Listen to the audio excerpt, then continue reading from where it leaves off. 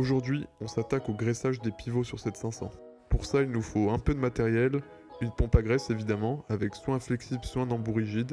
Moi, je vais utiliser un embout rigide parce que je travaille seul, donc c'est beaucoup plus pratique pour viser directement le graisseur. On aura aussi besoin d'un cric, d'une chandelle pour travailler en sécurité, et évidemment d'une croix pour démonter la roue. Première étape avant même de lever la voiture, on retire l'enjoliveur et on commence à desserrer les roues. C'est très important de le faire voiture au sol, sinon la roue tourne dans le vide une fois en l'air. Et là, bon courage pour forcer. Ensuite, on va lever la voiture au niveau du point de levage prévu à cet effet, avec une petite cale en bois pour éviter d'abîmer le dessus. Une fois la voiture levée, je place directement la chandelle. C'est fait, je peux redescendre légèrement la voiture pour qu'elle repose bien sur la chandelle et je décide de laisser le cric, ça sera 2 fois plus de sécurité. Là, on peut enfin finir de démonter la roue tranquillement. Je vais aller tourner aussi légèrement le volant vers la gauche pour mieux accéder au graisseur.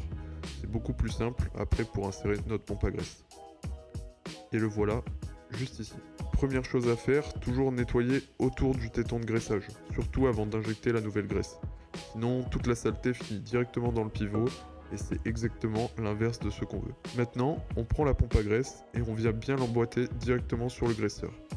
Une fois que c'est fait, on peut commencer à l'actionner.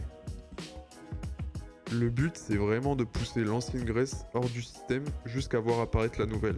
Une fois que c'est terminé, on nettoie tout l'excédent, parce que forcément, ça déborde toujours un peu.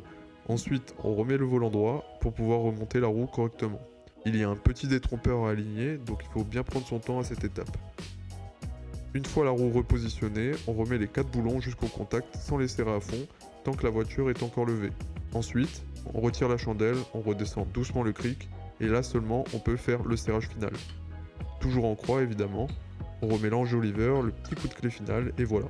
Et voilà, pivot graissé, train avant entretenu, Fiat heureuse. Et évidemment, il faut faire exactement la même chose de l'autre côté, sur les 2 roues avant.